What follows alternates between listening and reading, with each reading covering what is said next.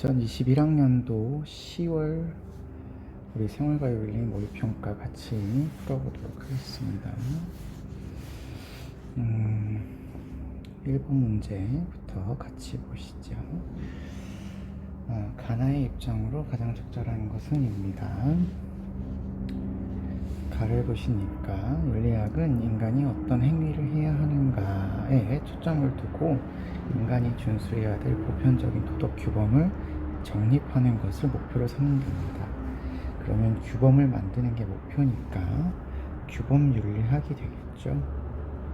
규범 윤리학이 되겠습니다. 나를 보시면 윤리학은 인간이 어떻게 행위하고 있는가에 초점을 두고 도덕 현상을 경험 과학적으로 조사하여 기술하는 것이 목표다, 이렇게 되어 있으니까 이거는 기술 윤리학이 되겠죠. 기술 윤리학이 되겠습니다. 자, 그러면 1번 도덕적 삶으로 인도하는 행위 지침을 마련해야 된다.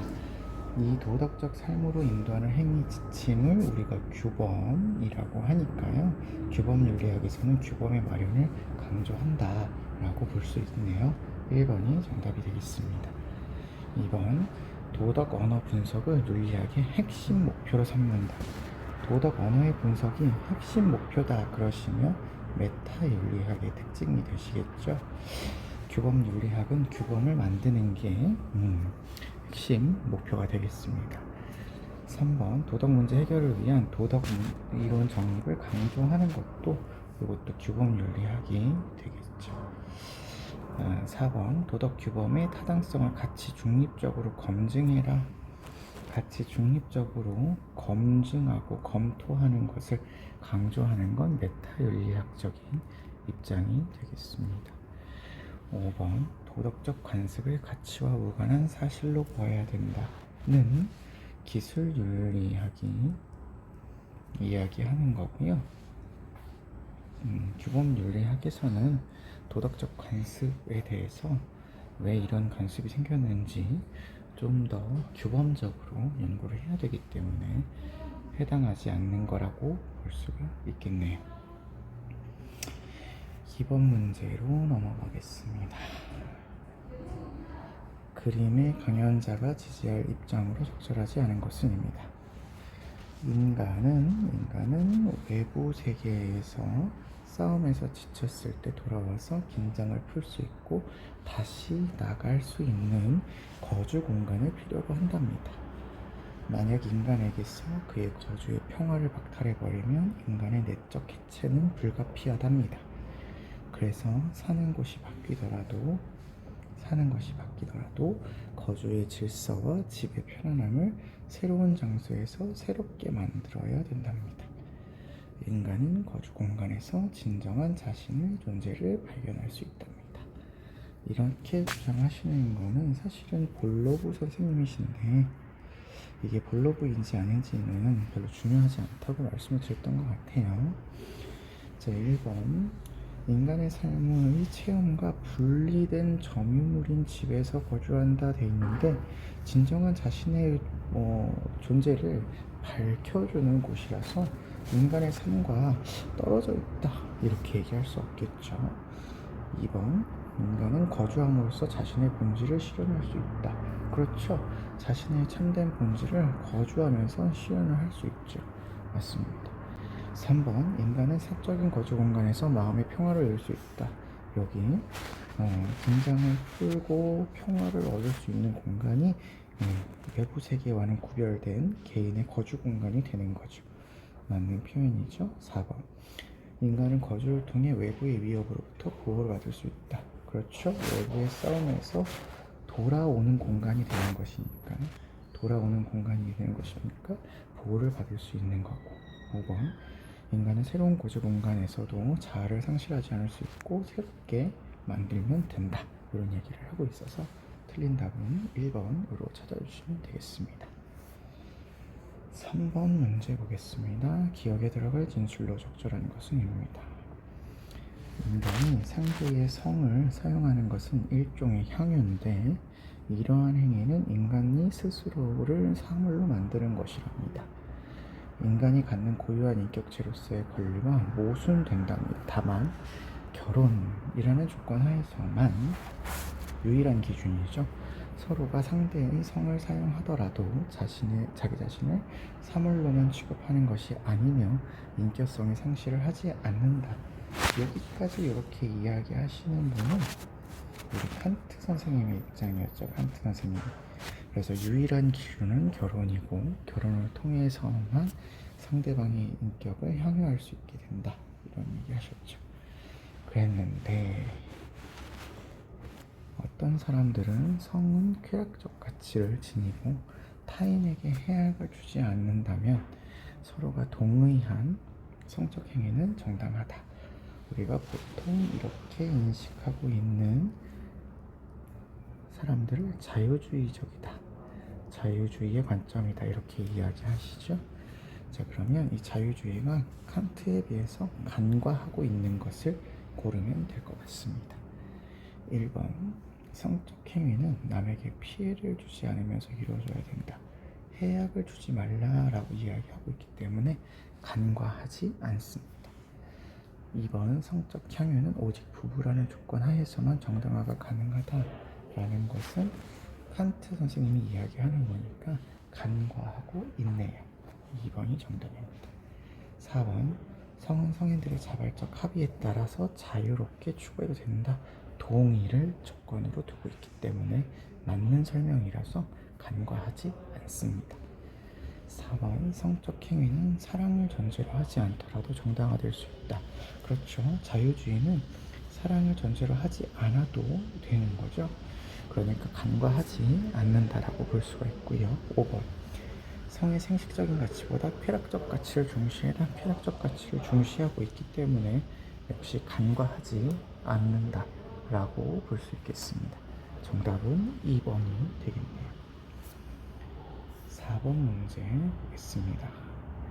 가불병 사상가들의 입장으로 가장 적절한 것은 갑을 보시니까 실천 이상이 평화 상태를 직접 의무로 부과하더라도 국가 간의 계약 없이는 영원한 평화는 있을 수 없답니다. 그러니까 평화 상태의 일과 직접적인 의무가 되어야 되고 이것만으로 충분하지 않아서 국가 간의 계약도 필요하다. 이런 얘기네요. 전쟁의 종식을 추구하는 평화 연맹이 있어야만 된다. 이렇게 얘기하고 있어서 이런 이야기들을 할 수 있는 건 영국 평화를 이야기하시는 칸트 선생님의 입장이다 라고 찾아보시면 될 것 같습니다. 을을 보죠. 국제관계에서 평화를 유지하는 방법은 세력 균형이랍니다.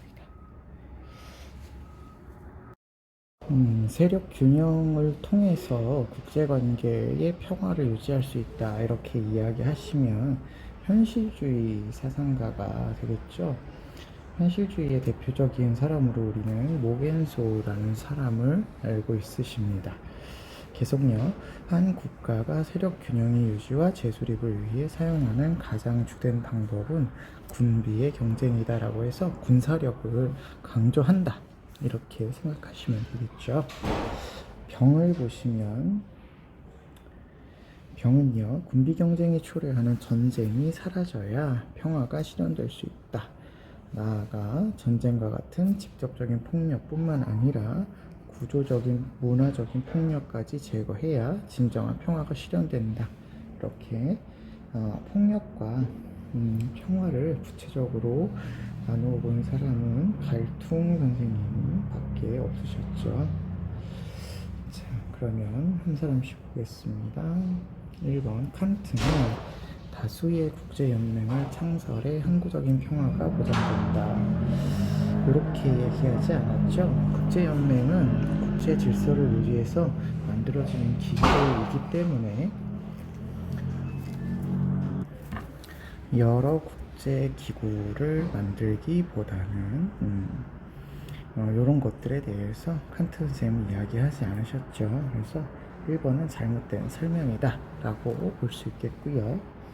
2번 현실주의는 인간의 본성에 근거하여 국제관계를 이해해서는 안 된다 했는데 현실주의는 인간의 본성이 악하다라고 하는 홉스의 사상을 계승을 하죠. 그래서 본성에 따라서 국제관계를 이해하고 있습니다.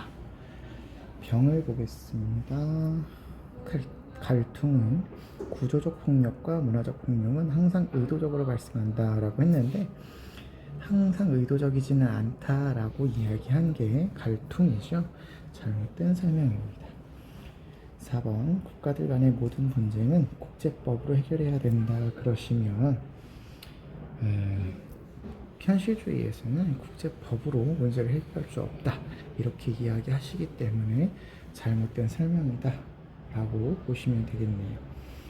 5번 진정한 평화의 실현을 위해 군비 경쟁을 삼가야 된다. 그렇죠. 진정한 평화 실현을 위해서는 전쟁의 어떤 요인을 제거해 주시는 것이 바람직하다라고 이야기하고 있기 때문에 이 평화를 이야기하시는 두 사람의 입장은 공통적인 입장이라고 볼 수가 있겠습니다. 정답은 5번이 되겠네요. 5번 문제로 넘어가겠습니다. 가의 가불명 사상가들의 입장을 나의 그림으로 탐구하고자 할 때 A에서 D에 들어갈 적절한 질문만을 보기에서 고른 것은입니다. 갑을 보시니까 대지 이용을 오직 경제 문제로만 생각하지 말고 대지를 경제적인 관점뿐만 아니라 심리적, 윤리적 관점에서 검토해라 이렇게 말씀하고 있으시면 이거는 레오폴드 선생님의 입장이다. 대지 윤리를 주장하신 레오폴드 선생님 입장이다 라고 볼 수 있겠고요. 을을 보시면 자연 존중의 태도를 이해하는 신념 체계가 생명 중심 관점이랍니다. 그래서 생명 중심 관점에서는 모든 유기체를 목적론적 삶의 중심으로 생각하고 있다 이렇게 얘기하시니까 목적론적 삶의 중심 얘기하시는 테일러 선생님의 입장이다 라고 볼 수가 있겠죠. 병씨를 보시면 동물 해방의 관점에서 우리는 종차별주의를 벗어나 동물에게 불필요한 고통을 주지 말고 살아야 된다 이렇게 주장을 하시는 분은 싱어 선생님이죠. 싱어. 그러면 싱어 선생님의 입장까지 해서 우리 서로 입장을 비교해 보도록 하죠. 플로우 차트 형식의 문제입니다.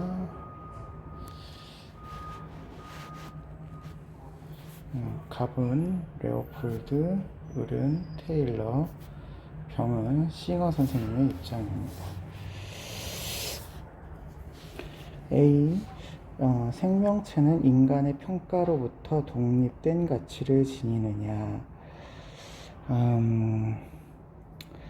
자, 일단은 레오폴드 선생님에 있어서 대지를 경제적인 관점에서 뿐만 아니라 심리적, 윤리적 관점에서 검토해봐라 이렇게 이야기하시잖아요.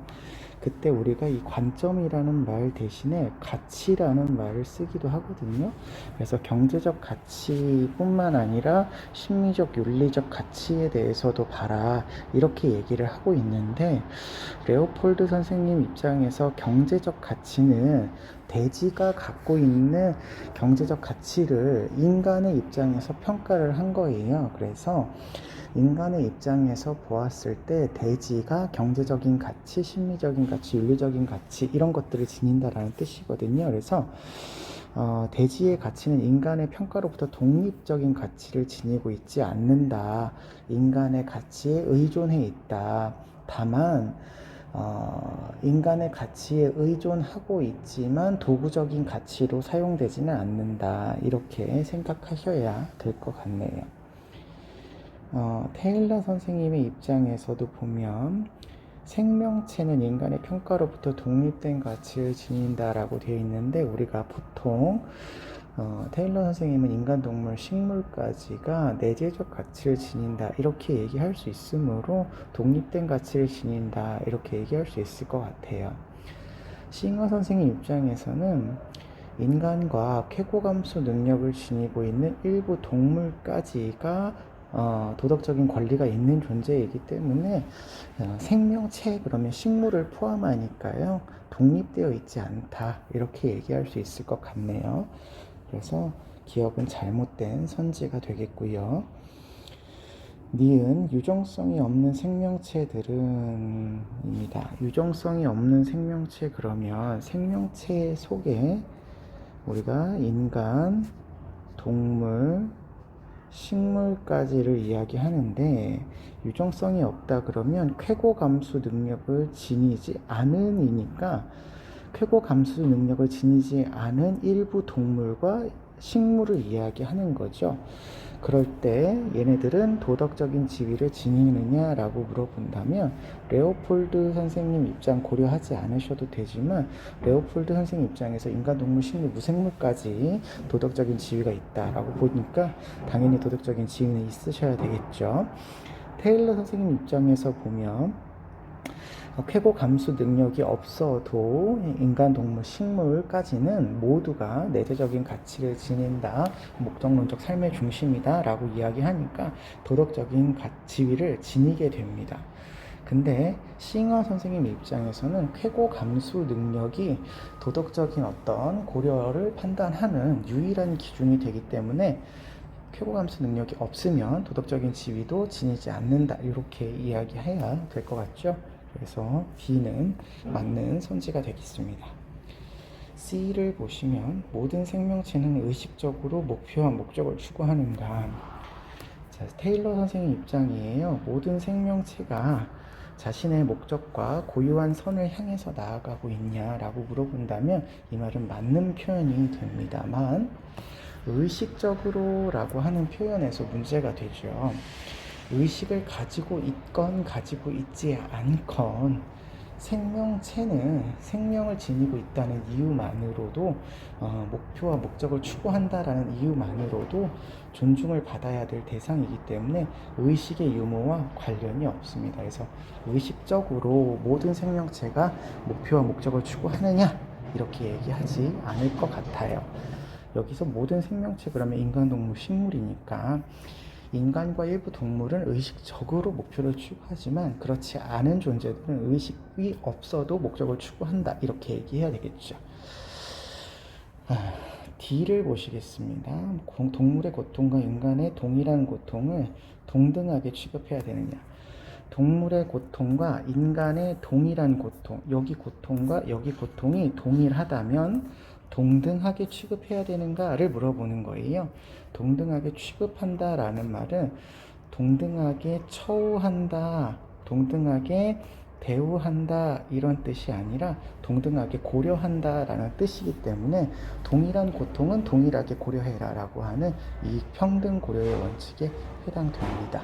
그래서 이거는 맞는 입장이라고 볼 수가 있겠죠. 싱어의 입장이라고 볼 수가 있겠습니다. 네, 그래서 정답은 4번 니은과 리을이 정답이 되겠네요. 네, 6번 문제로 넘어가도록 하겠습니다. 6번 문제. 6번 가의 가불병 사상가들의 입장에서 서로에게 제기할 수 있는 비판을 나의 그림으로 표현할 때 A에서 F에 해당하는 내용으로 가장 적절한 것은 입니다. 플로우차트 문제의 바로 뒤이어서 화살표 문제가 나왔네요.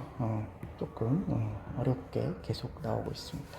가, 인간은 태어날 때부터 타인을 지배하기를 좋아하지만 여러분 이렇게 뭔가 이렇게 타인을 지배한다, 이익을 추구한다 라는 것을 우리 생윤에서는 보통은 선하지 않고 악하다라고 본다 그랬죠. 그러면 태어날 때부터 라고 했으니까 성악설의 개념이다 이렇게 생각을 해주셔야 될 것 같아요.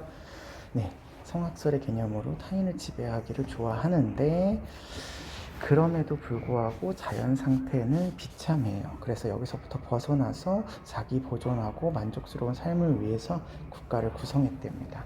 자연 상태에서 벗어나서 국가를 구성했다라고 하는 걸 보니 사회계약 사상가이죠. 사회계약 사상가 중에서 이렇게 자연 상태를 비참한 만인에 대한 만인의 투쟁 상태로 보고 인간의 본성이 타인을 지배하고 이기적이다 라고 하는 것으로 여기는 사람은 홉스 선생님이 되시겠죠. 을을 보겠습니다. 인간이 비교적 평화로운 자연 상태였었는데 여기에서 벗어나서 생명, 자유, 재산을 평온하고 안전하게 향유하기 위해서 국가를 구성했답니다. 역시 사회계약론자인데 처음에는 굉장히 평화로웠다가 자신의 생명과 자유, 재산을 지키기 위해서 국가에게 자신의 권리를 양도했다. 이렇게 볼 수 있기 때문에 로크 선생님의 입장이다. 이렇게 생각해 볼 수 있겠네요. 우리가 보통 성악설을 이야기하시면 홉스가 맞죠. 그렇지만 여기 평화로운 상태를 이야기한다면 루소나 로크가 될 수 있는데 뭔가 대신해서 나를 지켜주기를 원하기 때문에 국가를 구성했다 이렇게 이야기하는 간접민주정치, 대의정치를 추구하신다면 로크 선생님이 되겠고요.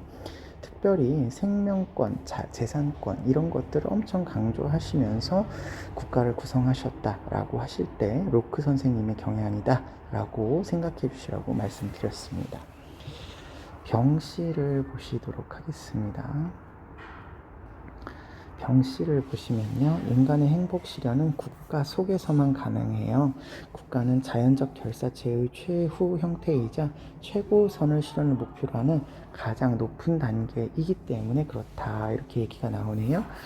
인간은 행복 실현이라는 목표가 있고 이 목표는 국가 속에서만 가능한데 자연적으로 만들어진 공동체의 최후 형태가 국가이며 그렇기 때문에 최고선을 목표로 하고 있다.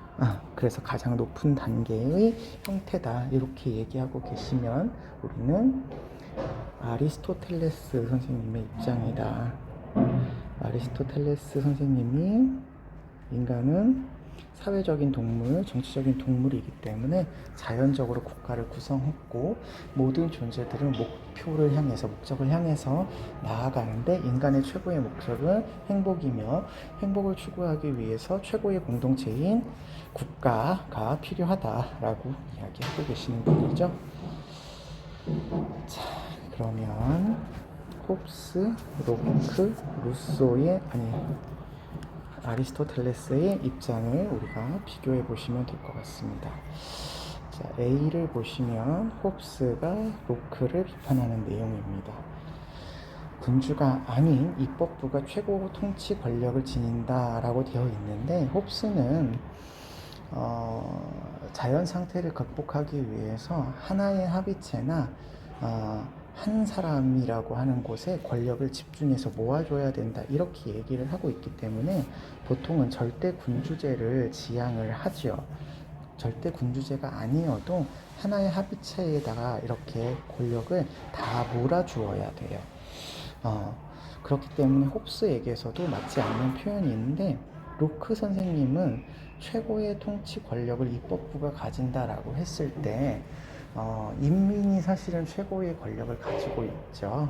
입법부는 인민을 대신해서 법을 제정하는 권력을 지니고 있다. 이렇게 생각하시면 되겠습니다. B는 로크가 홉스를 비판하는 내용입니다. 준법의 의미는 명시적 동의를 통해서만 발생한대요. 아니죠. 명시적 동의를 통해서 생기기도 하지만 암묵적 동의 혹은 묵시적 동의라고 하는 걸 통해서도 준법의 의무는 발생을 하게 됩니다. 그래서 로크 선생님의 입장이 아니겠네요. 그 다음에 3번은 B하고 D입니다. 그러면 로크 선생님이 홉스와 아리스토텔레스를 비판하는 내용이에요. 통치 권력은 절대적이고 자의적인 권력이다.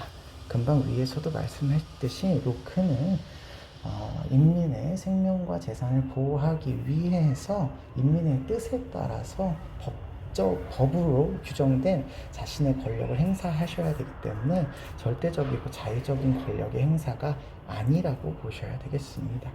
그래서 3번도 틀린 선지가 되겠네요. 4번은 C하고 E가 되겠습니다. 그러면 아리스토텔레스가 홉스와 로크를 비판하는 내용이에요. 국가는 가족과 달리 선한 목적을 추구함을 간과한다 되어 있는데, 아리스토텔레스는 모든 그 공동체가 목적을 추구를 하는데 선한 목적을 다 추구를 합니다. 그래서 가족도 선한 목적을 추구하고 시민사회도 선한 목적을 추구하고 국가도 선한 목적을 추구하는데 그 중에서 최고의 선이 국가를 통해서 이루어지는 거죠. 그래서 여기 위에서도 보면 최고선을 실현한다 이렇게 되어 있어요. 그러니까 국가가 최고선을 실현하지만 가족이나 시민사회도 다른 선을 지향을 하고 있어서 달리라고 하는 게 잘못된 설명이 아리스토텔레스한테는 되겠네요. 5번 넘어가겠습니다. 5번은 D하고 E예요. 그러면 홉스와 로크가 아리스토텔레스를 비판하는 내용입니다. 국가는 합리적인 개인들의 계약의 산물이다. 그렇죠. 계약의 산물이다 라는 건 사회 계약을 주장하시는 분이니까 홉스와 로크 선생님이 모두 동의할 말입니다. 그런데 아리스토텔레스 선생님은 국가가 자연적인 인간의 본성에 의해서 자연적으로 발생했다라고 하는 자연 발생설을 주장을 하고 계시기 때문에 간과하는 내용이라고 볼 수가 있겠죠. 그래서 정답은 5번이 되겠습니다. 7번 문제, 다음 토론의 핵심 쟁점으로 적절한 것은입니다. 내용을 보시면 유전공학의 발전으로 개발된 유전자 치료는 유전병을 치료할 수 있는 유일한 방법이랍니다. 그래서 유전자 치료는 인류의 고통을 줄일 수 있으므로 허용되어야 된답니다. 근데 여기 동의한대요. 인류의 복지 증진을 위해 치료 목적의 유전자적 개입을 허용해야 할 뿐 아니라 이 사람은 하나를 더 얘기하네요. 부모의 선택에 따라 자녀 유전적 자질을 강화하는 것도 허용해야 된다. 그랬더니 이분은 유전적 강화를 통해서 체력이나 지적 능력을 향상시키는 것은 유전적 강화를 통해 체력이나 지적 능력을 향상시키는 것은 자녀의 삶을 부모가 원하는 특정한 방향으로 유도하는 것이기 때문에 후세대의 자율성을 침해한 것이므로 허용돼서는 안 된답니다. 그러면 이 두 사람이 갈등을 하고 있는 거는 이 유전적 강화를 하는 유전자 치료를 해야 되느냐 말아야 되느냐. 유전자 치료는 필요하지만 유전적 강화를 위해서 유전적인 어떤 우생학적인 능력을 함양하기 위해서 실시하는 그런 유전자적 치료는 허용해야 되느냐 말아야 되느냐를 갈등을 하고 있는 내용이에요. 그러면 지금 그에 해당되는 말이 5번 이 얘기가 되겠죠. 유전적 강화라고 하는 그런 치료를 허용해야 되느냐 말아야 되느냐, 이게 핵심적인 토론의 주제가 될 것 같습니다. 8번 보겠습니다. 가불사상가들의 입장만을 보기 위해서 있는 대로 고른 것은입니다. 철이는 최고의 지배자가 되어야 됩니다.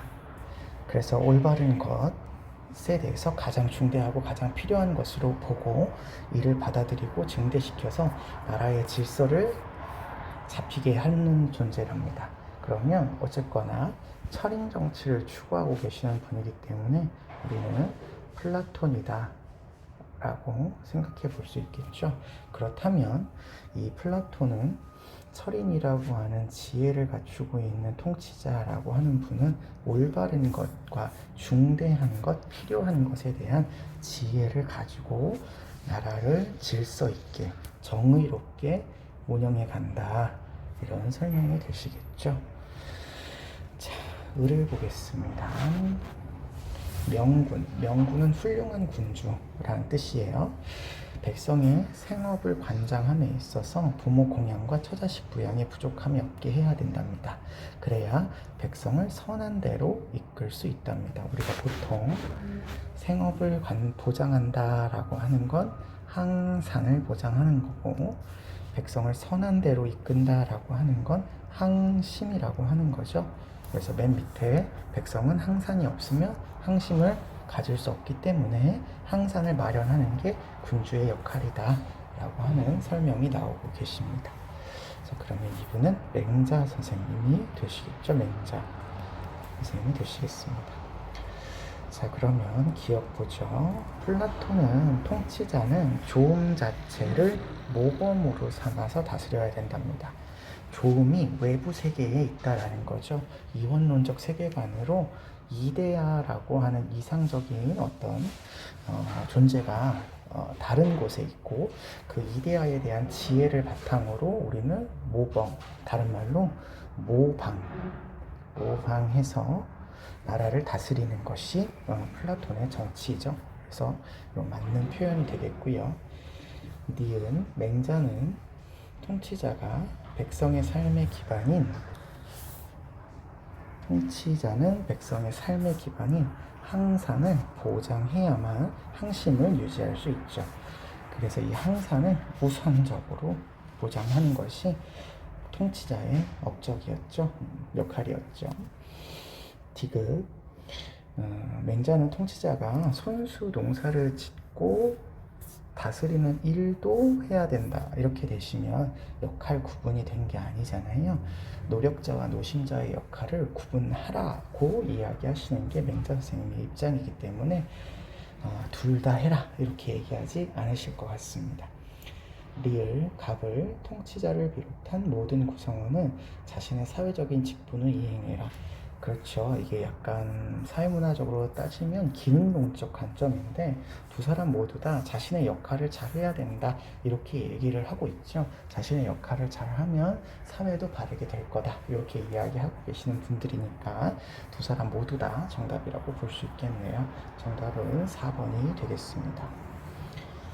9번 보겠습니다. 다음을 주장한 사상가가 부정의 대답을 할 것을 고르시랍니다. 명성 추구하지 말고 모략을 일삼지 말아라. 일의 책임자가 되지 말고 지혜의 주인이 되지 말아라. 다음이 없는 도를 체득해서 없음의 경지에 논이러야 되고 여기 지극한 사람 한문은 지인이라고 합니다. 지인은 마음씀이 거울과 같아서 일부러 보내지도 않고 일부러 받아들이지 않고 그대로 보여준다라는 거죠. 그저 응할 뿐 간직하지 않는다 이렇게 얘기하고 있어요. 그냥 그저 응한다, 그냥 바라보게만 한다 이렇게 얘기하고 있습니다. 그 사람이 없어지면 거울이 또 비춰지지 않는 것처럼 간직하지 않는다 이렇게 얘기하네요. 여러분 여기서 보시면 명성도 추구하지 않고 모략도 일삼지 않고 책임자도 되지 말고 지혜의 주인이 되지 않는 게 없음의 경지라고 이야기해요.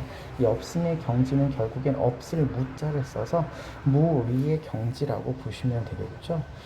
만약에 이게 동양 사상 중에서 유교라고 한다면 유교는 입신양명을 추구하는 것이 효의 완성이라고 보고 있기 때문에 이름을 날리는 일을 굉장히 중요하게 여길 거고 지혜를 옳게 분별해라 라고 이야기할 거기 때문에 유교의 관점은 아니라고 보시면 됩니다. 그러면 이 무의의 그 경지에서 자유롭게 논의는 것을 우리가 소요유라고 하고 여기 지인뿐만 아니라 진인, 신인, 천인과 같은 이상적인 인간상을 제시하고 계시기 때문에 이건 도가의 입장이다 라고 볼 수 있을 것 같습니다. 특히 이런 지인, 진인, 신인, 천인이라고 하는 그런 이상적인 인간상에 대해서 이야기가 나오시면 장자 선생님의 글이다 이렇게 생각하시면 좋을 것 같습니다.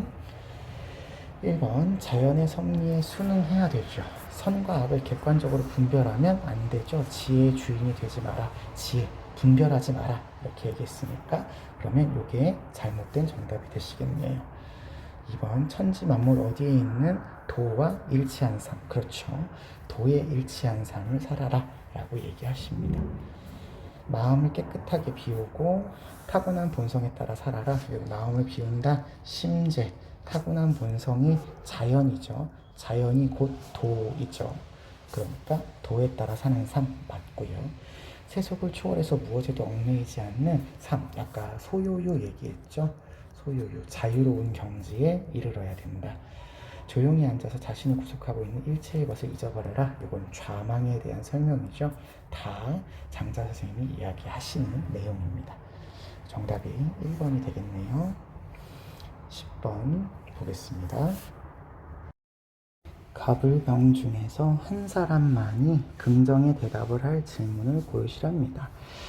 갑을 보시면 이주민은 자신의 문화 정체성을 포기하고 이주해온 국가의 구성원이 되어 주류 사회의 일원으로 편입되어야 된답니다. 우리가 보통 이런 문화 정책은 동화주의 정책이라고 하죠. 동화주의 정책은 주류 문화가 있고 이주 문화가 들어오게 될 때 이주민의 문화의 정체성을 포기하고 주류 문화로 동화되어지는 것을 이상적인 문화 정책이라고 보고 있는 거죠. 을을 보겠습니다. 을을 보시니까요. 다른 재료들이 섞여서 각자 고유의 맛을 지키면서 하나의 샐러드가 되듯이 다양한 문화가 대등하게 조화되어야 된다. 이렇게 이야기하고 계신다면 주류 문화가 있다면 거기에 외부의 문화가 들어왔을 때 주류 문화, 외부의 문화를 우열을 가리지 않고 대등하게 존중하는 샐러드 볼 모델이 되시겠습니다. 세 번째, 병의 입장을 보시면요. 국수가 주된 내용물이지만 고명이 첨가되어서 국수의 맛이 풍성해지듯이 주류 문화와 비주류 문화의 공존을 이야기하고 있어요. 우리가 이거를 다시 설명하자면 국수의 주된 문화와 외국의 문화가 만났을 때 주류 문화로 자신의 문화를 남겨두고 비주류 문화로 외부의 문화를 수용하는 입장이죠. 그렇지만 주류 문화와 비주류 문화의 우열성을 판단을 하고 있는 내용이죠. 이걸 우리가 국수 대전 모델이라고 합니다. 자, 그러면 한 사람만 긍정의 대답을 할 질문을 고르셔야 될 것 같아요. 자, 동화주의, 문화다원주의인데 샐러드 볼 모델, 국수 대전 모델, 이렇게 보시면 되겠네요. 문화다원주의는 국수주의고 샐러드 볼 모델은 다문화주의가 되겠습니다. 다양한 문화들 기억보죠. 다양한 문화들은 사회 내에서 평등하게 공존해야 된다. 그러면 샐러드 볼 모델만 평등하고 나머지는 우열 관계를 따지죠. 그러니까 평등하지 않은 겁니다. 한 사람만 긍정의 대답을 할 말에 들어갈 수 있겠네요. 니은, 이주민들은 서로 다른 문화적 정체성을 인정해라. 다른 문화의 정체성의 이주민들을 인정을 하렵니다. 그러면 샐러드 볼 모델도 인정하고 국수주의 모델도 인정을 하죠. 동화주의만 외부에서 들어온 문화를 인정하지 않죠. 그러면 이거는 두 사람이 동의할 말이네요. 디귿, 사회통합은 문화 단일성을 전제로 이루어져야 된다. 단일한 문화는 다른 문화가 없는 거죠. 그러니까 동화주의는 맞고 나머지는 외부의 문화를 인정하는 거니까 단일하지 않다고 보시면 되겠죠. 그 다음에 리을, 그러면 이것도 한 사람이 맞다고 얘기를 하니까 맞죠? 리을, 한 사회에서 구심점이 되는 주류 문화가 존재를 한다 그러면 동화주의도 주류 문화가 있고 국수 대전 모델도 주류 문화가 있죠. 샐러드 볼 모델만 문화의 대등성을 이야기하고 있기 때문에 두 사람이 긍정의 대답을 할 것이었습니다. 그러면 정답은 기억과 디귿이 정답이 되겠네요. 11번 문제 보겠습니다. 다음 신문의 칼럼의 입장만을 보기에서 있는 대로 고른 것은입니다. 오늘날에는 생사를 좌우하는 주요 신체 기능을 기계로 대체함으로써 심장 박동, 순환, 신진대사 등을 유지시키면서 생명 연장을 할 수 있게 되었어요. 이는 죽음의 자연적 진행 과정을 기계적으로 조작할 수 있게 되었다라는 것을 의미한답니다. 그런데 회생 가능성이 없는 환자의 생명을 임의적으로 지속시키거나 단축시키는 것은 죽어가는 사람의 인간답게 죽을 권리를 침해하는 거랍니다. 죽어가는 사람의 인간답게 죽을 권리를 침해하는 거랍니다. 그래서 인간 존엄성에는 죽어가는 사람의 존엄성도 포함되기 때문에 불치병 환자에게 심폐소생 장치를 연결하여 연명치료를 지속하는 것보다 그 환자의 존엄성을 유지하기 위해 심폐소생 장치 연결하지 않는 것이 바람직하다, 이렇게 얘기를 하고 있네요. 우리는 보통 이렇게 심폐소생장치를 연결하지 않아서 그 사람을 죽음에 이르게 하는 방법을 소극적인 안락사라고 하죠. 소극적인 안락사를 이 사람은 허용하지 말고 인간의 존엄하게 죽어갈 수 있는 권리를 인정해라 라고 주장하시는 분입니다. 그러면 기억보죠. 회생 불가능한 환자일지라도 존엄하게 대우해야 된다. 그렇죠. 존엄하게 대우해야 된다라고 하는 거는 인정을 하는데, 다만 존엄하게 대우를 하니까 심폐소생장치와 같은 소극적인 안락사의 어떤 그 방법을 사용하지 말아라, 이런 얘기가 되겠죠. 이게 지금 소극적 안락사를 허용한다라고 해야 되겠죠. 네, 소극적 안락사를 허용한다. 말이 좀 이상하네요. 네, 소극적인 안락사를 허용한다. 심폐소생장치를 연결하지 않는 것, 네, 그렇죠. 허용한다. 허용하지 않는다, 이렇게 해야 되겠네요. 그러면 이렇게 한 게 맞겠죠. 심폐소생장치를 연결하지 않아서 그 사람을 죽음에 이르게 하는 거니까 소극적인 안락사를 허용하는 것에 반대한다, 이렇게 보시는 게 맞네요. 니은 회생 불가능한 환자에 대한 적극적인 안락사가 필요하다. 적극적인 안락사가 필요하다는 얘기를 지금 하고 있지 않아요. 약물을 주입하는 것은 여기 위에 보시면 죽어가는 사람에게 인위적으로 지속시키거나 단축시키는 것에 대해서 이야기를 하고 있기 때문에 이렇게 하지 말아라 라고 이야기하고 있는 거죠. 디귿, 회생 불가능한 환자에게 인간답게 죽을 권리, 그렇죠? 인간의 존엄하게 대우해서 인간답게 죽을 권리를 이야기하고 있는 거죠. 리을, 회생 불가능한 환자 생명을 인위적으로 연장하는 것에 반대하고 있죠. 소극적인 안락사를 시행하는 것에 반대하는 거죠. 인위적으로 연장하면 안 된다. 여기 인위적으로 지속하거나 단축시키는 것이 안 된다. 인간의 존엄성을 훼손한다. 이렇게 보고 있는 거죠. 그럼 정답이 기억, 디귿, 리을이 되시겠네요. 12번 보겠습니다. 다 바벨 사상가들의 입장으로 적절하지 않은 것은입니다. 사회계약의 목적은 계약자들의 생명 보존에 있습니다. 이건 사회계약론자들이 모두 동의할 말이죠. 남들을 희생시킴으로써 자기 자신의 생명을 보존하려고 하는 사람은 필요하다면 남들을 위해서 자기 생명도 내놓아야 된다. 우리가 이 제시문 굉장히 많이 보았어요. 내가 내 생명을 지키려고 하는데 내 생명을 지키려고 하는 사람이 누군가의 생명을 희생했다면 자신의 생명을 내놓을 생각을 해라, 이런 얘기입니다. 따라서 사형을 인정할 수 있다는 거죠. 생명을 내놓는 것을 인정한다는 얘기죠. 그러면 사회계약 관점에서 사형제도를 인정을 하고 있는 루소 선생님의 입장이 되겠습니다. 의를 보시면 사회계약 얘기를 또 하고요. 최대다수에 의해서 공유된 최대 행복이라고 해서 공리주의를 얘기를 해서 사회계약도 얘기하며 공리주의도 같이 이야기하고 있는 사람이라는 거죠. 근데 보니까 사형은 범죄 억제력이 낮아요. 그래서 사형에 반대하는 입장이죠. 잔혹함의 본보기를 제공하기 때문에 유해하다, 이렇게 보고 있습니다. 잔혹함의 본보기를 일반 사람한테 제공을 하는데 그 일반 지켜보는 구경하는 사람들한테 굉장히 큰 본보기를 제공을 하죠.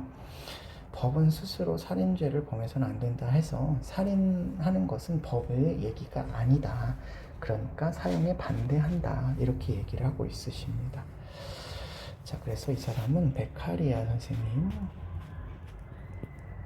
되겠고요. 그렇다면 1번부터 보겠습니다. 루소는 살인범의 생명권을 사회에 양도한 것으로 보아야 된다. 그렇죠. 일반 의지에 편입될 때 모든 권리를 일반 의지에게 양도를 합니다. 그래서 거기에 생명권도 포함되어 있기 때문에 루소에서는 사형을 집행할 수 있는 권리가 있다라고 보고 있어요. 2번 살인범은 법률적인 인격체가 아닌 공공의 적이다. 그렇죠. 법률적인 인격체가 라고 하면 이제 그 공적인 인격을 이야기해야 되는데, 공적인 인격은 일반 의지를 이야기하니까 사회 계약 내에 있는 사람인데, 살인자는 계약자의 적으로서 죽는 거니까 공공의 적인 거죠. 맞습니다. 3번 베카리아는 범죄 예방 효과는 형벌의 타당성 평가의 기준이 될 수 없다. 아니죠. 예방 효과를 따른다는 건 예방주의를 따른다는 거기 때문에 공리주의의 기준에 해당이 됩니다. 그래서 될 수 없다는 잘못된 설명이 되겠습니다. 4번 살인범에 대한 사형은 유용하지도 않고 필요하지도 않다. 그렇죠. 원래 공리주의는 형벌이라고 하는 게 필요악이잖아요. 필요한 악이에요. 필요하다라고 하는 건 유용하기 때문에 필요하다라는 거거든요.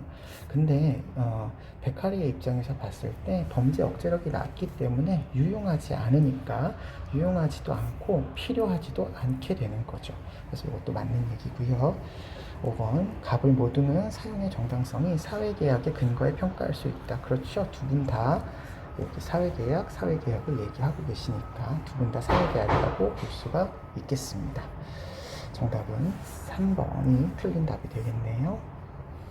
13번 보도록 하겠습니다. 3번 다음을 주장한 사상가의 입장으로 가장 적절한 것은 미는 도덕의 상징이다. 자, 이렇게 이야기를 할 수 있다라는 사람을 우리는 특정해서 칸트라고 좀 기억을 해주시면 좋겠습니다. 칸트는 미가 도덕을 상징한다라고 해서 도덕과 미의 형식이 유사하다. 형식의 유사를 강조를 하고 있고요.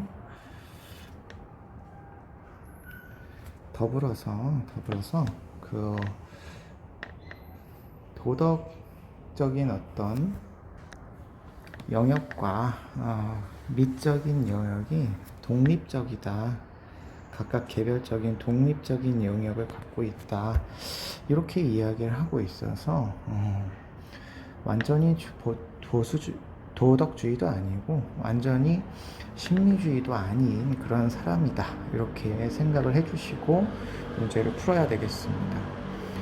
계속요. 바로 이 점에서 아름다움을 만족을 주며 아름다움이 만족을 준답니다. 감정적인 어떤 만족을 주고 모든 사람에게 동의를 요구한답니다. 모든 사람에게 동의를 요구한다. 우리가 칸트의 보편화 결과 검사, 보편화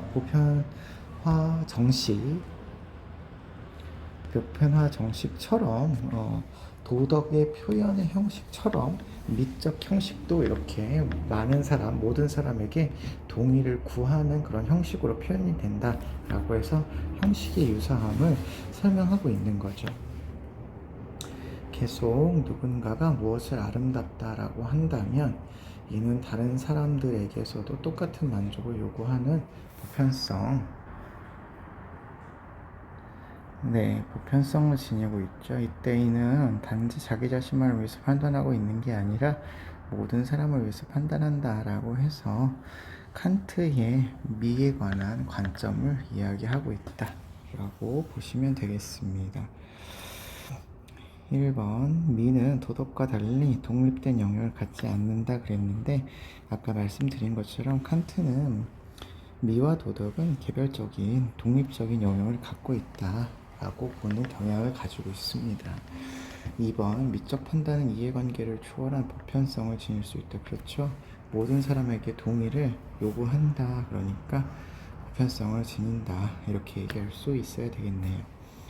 3번 미적 판단의 형식과 선의 판단 형식 간에는 유사성이 없다가 아니라 형식에 있어서 유사한 점이 있다. 이렇게 보셔야 됩니다. 4번 미적 가치는 예술의 형식이 아닌 내용으로부터 도출된다 했는데, 아름다움은 만족을 준다라고 했기 때문에 만족을 주는 형식을 강조하죠. 형식을 강조해서 아니는 잘못된 설명이다 라고 보시면 되겠습니다. 5번 미적 즐거움은 이성에서 감정으로 나아가는 계기를 마련한다 했는데, 만족감을 주는 감정을 통해서 도덕성이라는 형식을 표현하게 되는 거죠. 그래서 이성에서 감정이 아니라 감정에서 이성으로 이렇게 바뀌어서 이야기하셔야 되겠습니다. 14번 문제로 넘어가 보도록 하겠습니다. 다음을 주장한 사상가 입장만을 보기에서 있는 대로 고른 것은입니다. 의사소통이 이상적으로 이루어지기 위해서는 다음의 규칙들이 존재가 되어야 된답니다.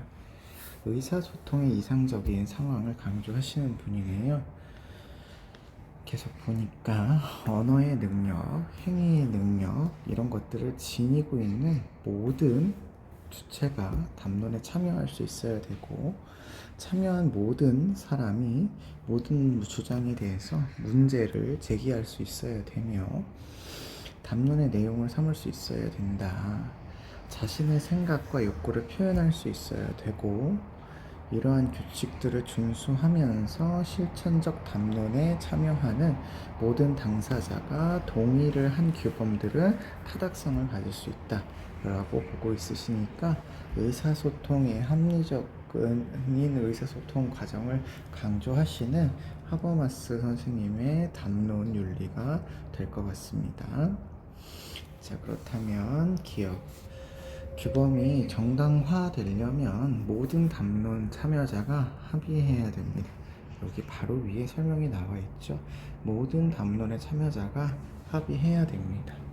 니은 담론의 참여자는 타인의 주장에 이의를 제기할 수 없다 돼 있는데, 모든 주장에 문제를 제기할 수 있으셔야 된다 라고 보고 있죠. 디귿. 공정한 담론을 통해 합의된 준칙은 구속력을 지닐 수 있다. 그렇죠. 타당성을 갖는다라고 하는 건 구속력을 지닌다 이런 이야기니까 이건 맞는 설명이 되겠네요. 리을. 담론의 공동 결의 과정에서 자신의 희망을 표현할 수 있다. 여기 되어 있죠. 자신의 욕구, 생각을 표현할 수 있다 이렇게 되어 있습니다. 그래서 기억, 디귿, 리을까지가 정답이 되겠네요. 그러면 4번이 정답이 되겠습니다. 15번 문제 넘어가죠. 가의 가불병 사상가들의 입장을 나의 그림으로 표현할 때 A에서 D에 해당하는 적절한 진술만을 보기에서 있는 대로 고른 것은입니다. 갑을 보시니까요. 재산 소유 민주주의는 원초적인 입장에서 채택된 정의의 두 원칙을 표현하는 주요한 정치적 가치를 실현할 수 있다 이렇게 되어 있으니까, 어쨌든 정의의 원칙을 실현하기 위해서는 재산 소유 민주주의가 필요하다고 이야기하시는 거니까 롤스 선생님의 입장이 되겠습니다. 을을 보시면요, 정치 공동체에서 부를 전제적으로 사용하는 것은 부당하다. 부가 전제적으로 사용되는 게 좋지 않다는 거죠. 어떤 사회적 가치도 다른 가치로 전환되어서 다른 영역을 침해해서는 안 된다. 그러니까 전제나 지배를 하는 것에 반대를 하고, 어떤 각각의 영역에 각각의 분배 기준이 필요하다라고 보시는 왈처 선생님의 입장이 되시겠네요. 병을 보겠습니다. 최소국가가 정당화될 수 있는 국가는 가장 포괄적인 국가래요. 가장 큰 국가라는 거죠. 이보다 더 포괄적인 국가라면 개인의 소유권을 침해하기 때문에 이보다 더 큰, 더 포괄하는 국가가 있을 수 없다. 그러면 최소국가가 가장 이상적인 국가다 이렇게 얘기하시니까 노직 선생님이라고 볼 수가 있겠습니다. 그렇다면 벤 다이어그램 문제입니다. 그래서 모두를 비교를 해서 문제를 풀어주시면 될 것 같은데요. 갑은 롤스, 을은 왈처, 병은 노직 선생님의 입장으로 우리 나눠서 보겠습니다. A를 보시면 국가가 사회적 약자를 위해서 재분배 정책을 시행한다는 것은 분배 정의에 위배되지 않는다. 분배 정의다. 이런 얘기가 되겠죠. 위배되지 않는다라고 부정의 표현을 썼지만 분배 정의다 이렇게 보시면 될 것 같아요. 그러면 국가가 사회적 약자를 위한 재분배 정책을 실시하는 게 정의롭다. 이렇게 보는 사상가잖아요. 그러면 롤스 선생님은 맞다. 이렇게 보셔야 되겠고, 노직 선생님은 옳지 않다. 이렇게 보셔야 되겠죠.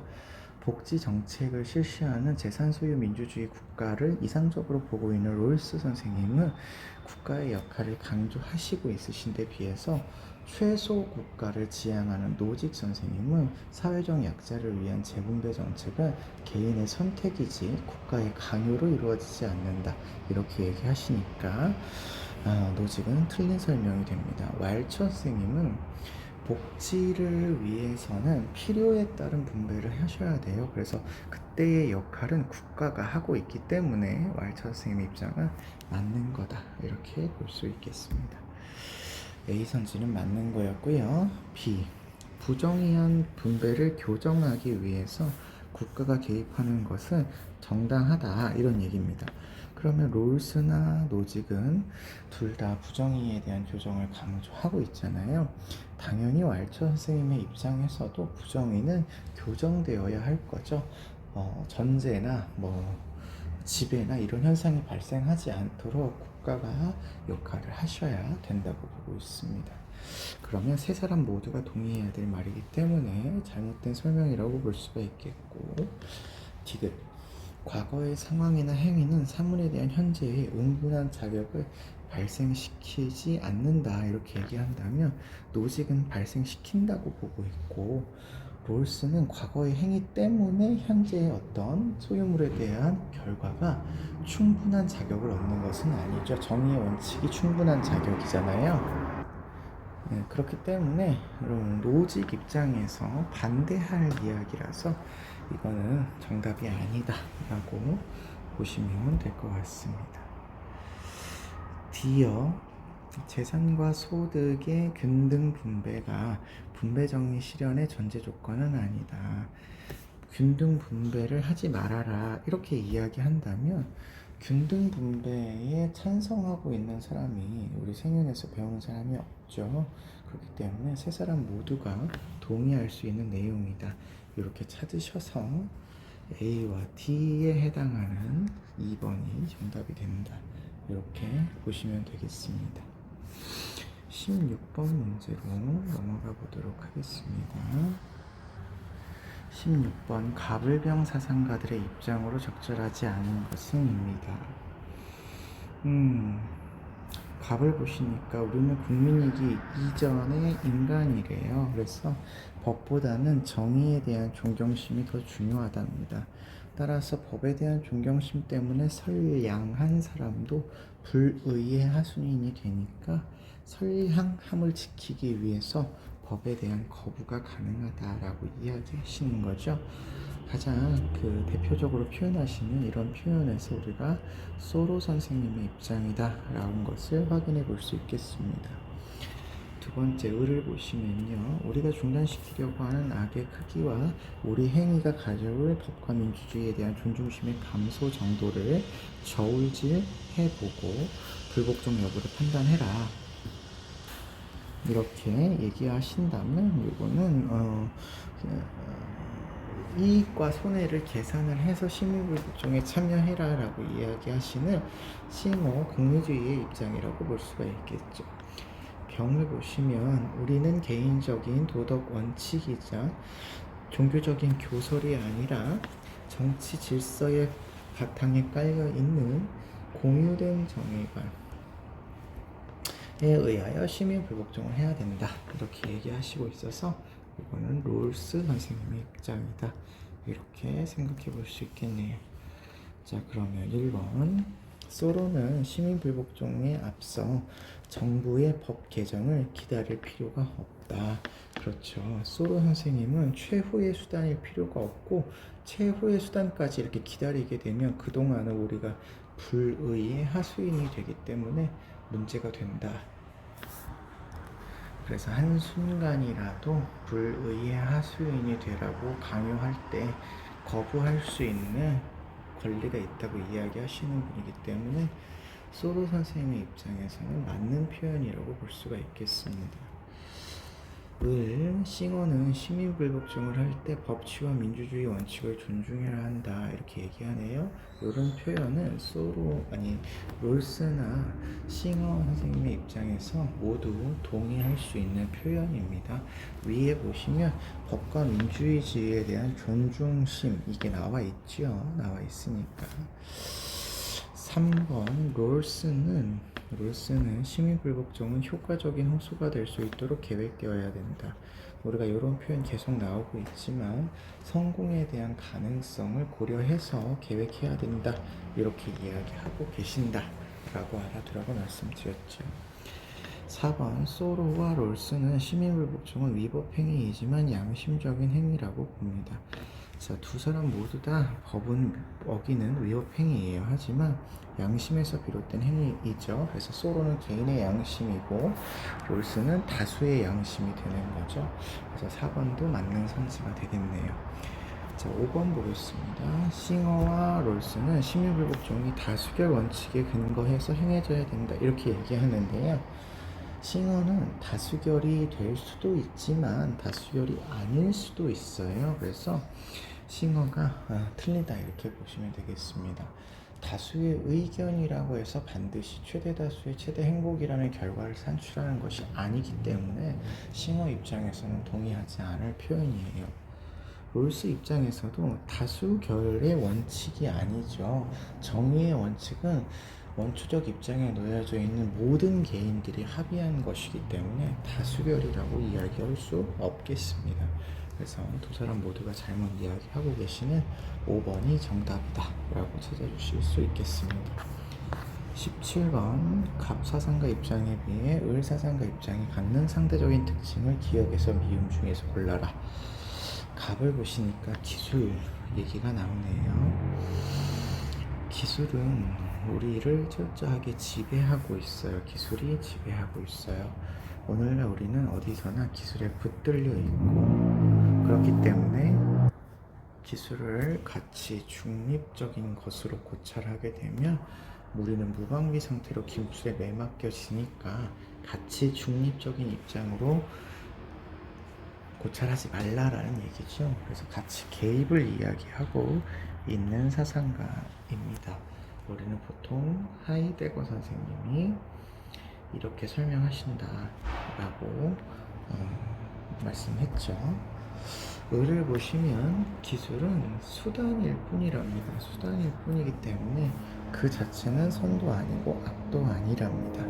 기술이 선한지 악한지는 인간이 기술로부터 무엇을 만들어내고 기술을 어디에 사용하느냐에 달려있기 때문에 인간의 어떤 활용으로 인해서 기술의 선악이 결정이 되는 것이지 기술 그 자체는 선도 아니고 악도 아니다 라는 가치 중립적인 입장을 이야기하고 계시기 때문에 야스퍼스 선생님이라고 볼 수 있겠습니다. 그러면 가치 중립적인 입장을 강조하는 것을 고르시면 되겠습니다. X축 기술을 가치 중립적인 것이 아니라고 보는 정도는 낮아야 되겠죠. 가치 중립을 강조하시니까. Y축 기술에 대한 연구의 자율성 보장을 강조한다.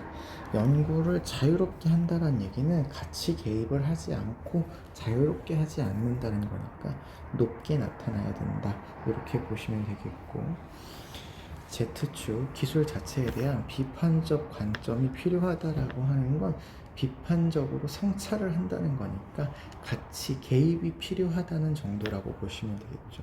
그래서 이건 낮은 거다 이렇게 보시면 Y축만 높은 4번이 정답이 되시겠습니다. 18번 갑을 사상가들의 입장으로 가장 적절한 것은 원조의 대상을 친소관계를 바탕으로 결정하는 것은 이익평등 고려의 원칙에 위배된답니다. 그래서 원조는 국가나 인종에 상관없이 절대적인 빈곤에 처한 사람들을 도와야 된다. 이렇게 얘기하고 계시니까 공리주의적인 입장을 주장하시는 싱어 선생님의 이야기가 되겠죠. 을을 보시면 원조의 목표는 사회들 간의 부와 복지 수준의 조정하는 것이 아니랍니다. 이런 것들이 아니고 원조는 고통받는 사회를 질서정연한 사회의 구성원이 되도록 도와주는 거랍니다. 그렇기 때문에 이거는 롤스 선생님의 입장이 되시겠죠. 1번 싱어는 원조가 고통 감소 가능성에 대한 고려 없이 실시해야 된다라고 하는데, 고통 감소는 다른 말로 이야기하면 쾌락이나 행복을 증진하는 거잖아요. 그러니까 싱어 선생님은 빈곤에 처해져 있는 사람들의 고통을 줄이고 최대한 최대 행복을 추구하는 거니까 고려를 하고 하는 거죠. 2번 싱어는 원조는 각국의 부의 수준이 같아질 때까지 실시해야 된다. 아니죠. 인류의 복지를 증진하기 위해서 시행하고 있는 것이기 때문에 같아진다라고 하는 기준이 아닙니다. 3번 롤스는 원조 대상국이 불리한 요건으로 고통받는 사회로 국한이 됩니다. 맞죠? 고통받는 사회만 원조의 대상이고요. 고통받는 사회가 아닌 국가는 원조의 대상은 아닌 겁니다. 4번 원조의 목적을 달성하기 위해서는 강제력의 사용도 허용된다 이렇게 얘기하는데요. 롤스는 고통받는 사회의 원조를 할 때 강압적이고 강제적인 어떤 간섭의 원조를 하는 것이 아니라 온정주의적인 개입을 반대하면서 하는 거죠. 그래서 자기 스스로가 정의로운 체제를 갖추기 위해서 노력할 수 있도록 만들어주는 그런 역할을 해야 되기 때문에 강제력 사용하지 않습니다. 5번 갑을 모두인데요. 원조의 주체는 민주적이면서도 부유한 국가로 한정된다 이렇게 얘기하시는데, 싱어 선생님은 국가가 원조를 할 수도 있겠지만 보통은 개인으로 많이 하죠.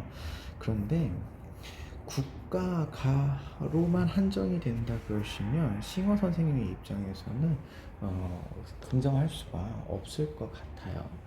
롤스 선생님 입장에서 본다 하더라도 민주적이어야 된다는 맞지만 부유한 국가는 아니어야 되죠. 부유한 국가가 아니어도 질서정연한 사회라고 한다면 도와줄 수 있게 되는 겁니다. 그래서 정답은 3번 되시겠습니다. 19번 볼게요. 갑을 사상가들의 입장에서 사례 속의 A에게 해줄 수 있는 조언으로 가장 적절한 것은입니다.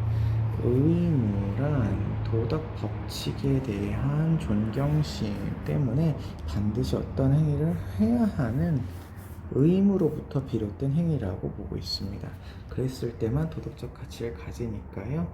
의무론 사상가 중에서도 자율적인 도덕 법칙을 입법해서 그에 따르는 행위가 도덕적이라고 보는 칸트 선생님의 입장이 되겠습니다. 두 가지 쾌락을 경험한 사람들, 쾌락이 두 가지 종류로 나누어져 있다라는 거죠. 그랬을 때 어떤 특정한 쾌락에 더 선호가 있다, 질적 차이가 있다. 그래서 어떤 쾌락이 더 바람직한 쾌락이고 어떤 쾌락은 더 바람직하지 않은 쾌락이다라고 하는 질적 차이를 인정하시는 공리주의 중에서도 질적 차이를 강조하시는 공리주의다, 이렇게 볼 수 있겠습니다. 사례를 보시니까요. A는 운영하던 회사가 어려워지자 돈을 갚을 수 없다는 것을 알면서도 친구에게 돈을 갚겠다는 거짓 약속을 하고 돈을 빌릴 것인가를 고민하고 있답니다. 1번 칸트의 경우는 거짓말을 해도 된다는 준칙이 보편화될 수 없음을 명심하시오 되어 있네요. 그렇죠? 거짓말을 해도 된다는 준칙을 누구에게나 적용해 보면 안 되겠죠. 그래서 1번이 정답이네요. 2번 자연적인 경향성에 따라서 항상 정직해야 된다. 요거는 자연법 사상가들이 긍정을 하겠지만 칸트는 자연적인 경향성이 아니라 스스로 세운 도덕 법칙에 따라서 해야 되는 거죠. 3번 공리주의에서는 거짓말로 인한 결과는 고려할 필요가 없음을 명심하세요 되어 있는데, 거짓말로 인한 사회적인 이익, 최대 행복이라는 결과를 고려해야 되죠. 4번 정직함은 유용성과 무관하게 도덕적인 것이다. 공리주의는 행복을 도출하는 유용성에 관심이 있습니다. 그래서 무관하다라고 하면 잘못된 설명이 되겠어요.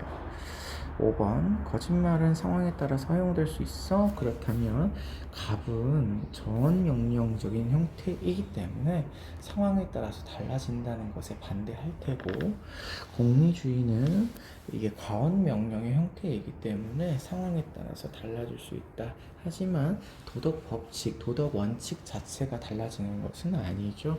그래서 잘못된 설명이라고 볼 수 있겠네요. 정답은 1번 되겠습니다. 20번 다음 글의 입장에서 긍정의 대답을 할 질문만을 고르시랍니다. 인터넷은 누구나 다양한 정보에 접근할 수 있게 함으로써 많은 사람들이 삶의 질 향상에 기여하고 있답니다. 하지만 정보 사회로의 변화에 적응하지 못한 사람들이 사회적으로 소외되어 정보 격차가 발생하고 있어서, 이러한 정보 격차로 인한 불평등을 완화하기 위해서는 사회적 차원에서 정보 소외 계층을 위해 정보통신기기를 보급하고 정보망을 구축하는 필요가 있는데, 이들이 인터넷 리터러시가 부족하다면 온라인상의 무방비로 노출되어 사이버 범죄의 대상이 될 수 있으므로 정보 이해 및 표현 능력을 함양할 수 있는 교육 여건을 마련해라, 이렇게 얘기하고 있는 걸 보니 이 사람이 이야기하는 정보 리터러시라고 하는 것은 정보 이해 및 표현 능력인 거겠죠. 자, 그렇다면 기억, 스마트 기기의 보급만으로는 정보 격차가 해소가 되는가? 그렇지 않죠. 정보 이해 및 표현 능력이라는 리터러시가 필요하겠죠. 니은, 정보의 접근성을 확대하면 부의 평준화가 실현되는가? 이것도 아니죠. 정보의 접근성만 늘어난다고 해서 되는 게 아니라 정보 이해 및 표현 능력 이런 것들도 함양을 해야 되는데 평준화까지도 아닌 거죠. 디귿, 정보 소외 계층이 정보 이해력을 갖도록, 그렇죠, 이해력을 갖도록 도와야 되는 것은 맞죠. 리을, 정보와는 사회적 약자의 처지 개선에 기여할 수 있죠. 그렇죠. 사회적인 약자, 불평등을 위한 사회적인 약 차원에서 소외 계층에게 도움이 되겠죠. 정보통신기기를 보급하고 하면. 그래서 정답은 3번이 되겠습니다. 여기까지 우리 10월 모의고사 같이 풀어보았습니다. 수고하셨습니다.